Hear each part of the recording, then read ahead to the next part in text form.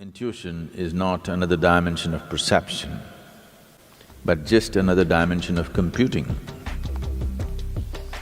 If you have the same amount of information within you, if you go logically, there may be 10 steps to get to a place. Intuition means you don't take the 10 steps, you just jump to the 10th step. When we say Nadi Shuddhi, we are talking about cleansing fundamentally the Pingala and Ida.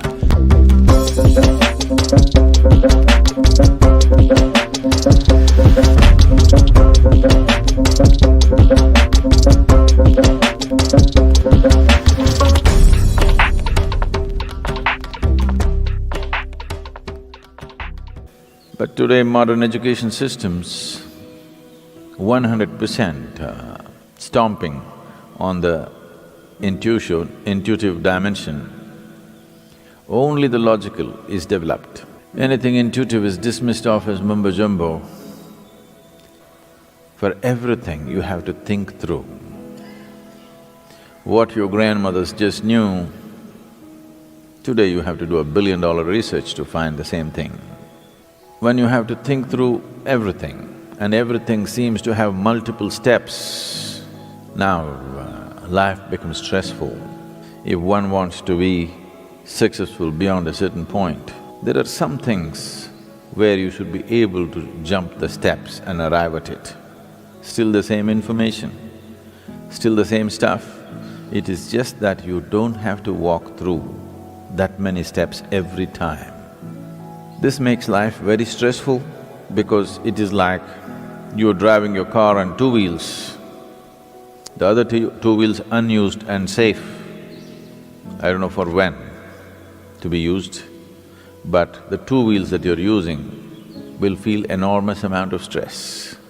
So, in the yogic system, the significance of the intuition is as important as the logical. So bringing a balance between Ida and Pingala is a very important part of living a balanced life. Being able to conduct yourself through complex situations with ease comes only when the intuitive dimension of your mind is sufficiently evolved and developed.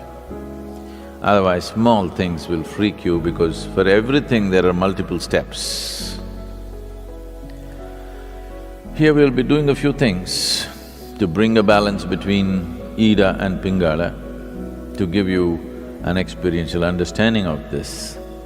If you take your forefinger, place it beneath your nostrils and gently exhale, find out in which nostril the breath is dominant right now. Approximately between 40 to 48 minutes, the dominance of the breath will shift from right to left and left to right. Have you ever noticed this? Have you? This shifting is happening every 40 minutes, but during certain times of the day, which are referred to as the Sandhya Kalas, which means the twilight zones. 20 minutes before sunrise, 20 minutes after sunrise, 20 minutes before noon, 20 minutes after noon,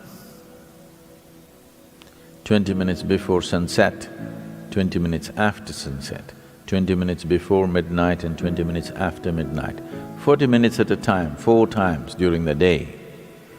There is a certain transition happening because at this time, the balance between Ida and Pingala shifts very rapidly. Because it's shifting rapidly within yourself, it's very easy to bring it to a balance at these times. To an extent, almost everywhere in the world, any spiritual process or practice means morning, evening. Sandhya has become synonymous with spiritual practice. The time has become synonymous with many practices. So, bringing a balance between Ida and Pingala is important for a balanced development of a human being. The word Nadi Shuddhi literally means cleansing the nadis. When we say nadis, we are not talking about the 72,000, because these 72,000 are only a branch out of the two basic nadis, the Pingala and the Ida. 36,000 branching out from Pingala, 36,000 branching out from Ida. This is the energy physiology of a human being. When we say Nadi Shuddhi, we are talking about cleansing fundamentally the Pingala and Ida so that energy system will work in balance. There is a connection between your breath and your mental structure. To bring balance to your thought is a very important step that you need to take if you want to bring balance to your activity, your emotion and the results of your life and the impact that you have on other people's lives. Nadi Shuddhi plays an important role. How to do Nadi Shuddhi?